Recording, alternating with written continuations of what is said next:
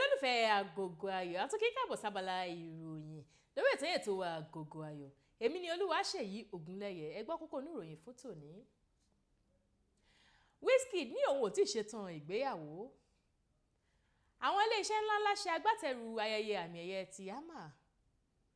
Yẹni Kútì pàrọwà sáwọn ọ̀dọ́ ẹ wá nǹkan fìdílé kájú gbádùn ìròyìn náà lẹ́kùnrẹ́rẹ́. Ìbànújẹ́ ọkàn ló jẹ́ fún ọ̀pọ̀lọpọ̀ àwọn obìnrin tó ti ń lépa ọ̀dọ́mọdé olórin ní Ayọ̀ Balógun tí gbogbo ènìyàn mọ̀ sí Wizkid nígbà tí wọ́n gbọ́ tí ìràwọ̀ olórin náà sọ wípé òun ò tí ì ṣetán ìgbéyàwó rárá. Ayọ̀ Balógun sọ èyí di mímọ̀ nígbà tó ń bá àwọn olólùfẹ́ rẹ̀ sọ̀rọ̀ lórí ayélujára Twitter rẹ̀ níbi tó ti fèsì sí ìbéèrè ọ̀kan lára wọn tó béèrè ìgbà tí yóò ṣe ìgbéyàwó. Méjì nínú àwọn iléeṣẹ́ ńláńlá lórílẹ̀‐èdè Nàìjíríà bíi iléeṣẹ́ ìbánisọ̀rọ̀ Globacom àti ilé ìfowópamọ́ Sterling ló ṣe agbátẹrù ayẹyẹ àmì ẹ̀yẹ AMA tẹ́lẹ̀kẹwàá irú rẹ̀ tó wáyé ní gbọ̀ngàn ńlá Okara Cultural Center nílùú Yenagoa ìpínlẹ̀ Bayelsa.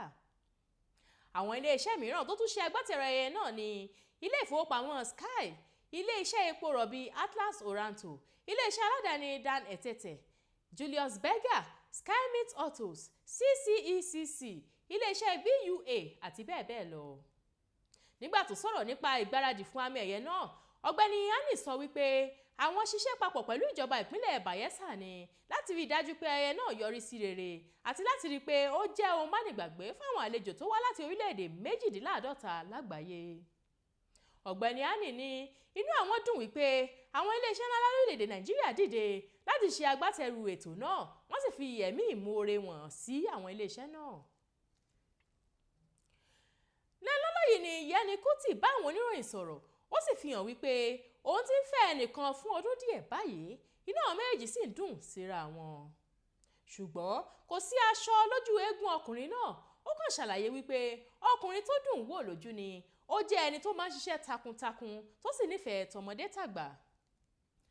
Alájòtà àti ọmọ bíbí inú ikàn olórin Afrobeat tó ti di olóògbé Nìfẹ́lá Aníkúlápó Kútì sọ wípé àwọn kò lérò láti ṣe ìgbéyàwó nítorí pé àwọn ò fẹ́ bà ohun tó wà láàrin àwọn jẹ́ àti pé ìgbéyàwó kọ́ ló máa mú inú àwọn dùn ju báyìí lọ. Gẹ́gẹ́ bí a ṣe mọ̀, Yẹni Kútì tí gbogbo ènìyàn mọ̀ sí YK Power ṣe ìgbéyàwó ọlọ́dún méjì pẹ̀lú Fẹ́mi Ṣẹ́gun tó jẹ́ Ọlọ́run nípè láìpẹ́. Ìgbéyàwó náà sì so èso ọmọbìnrin kan tí í ṣe Rọ́lárí Ṣẹ́gun.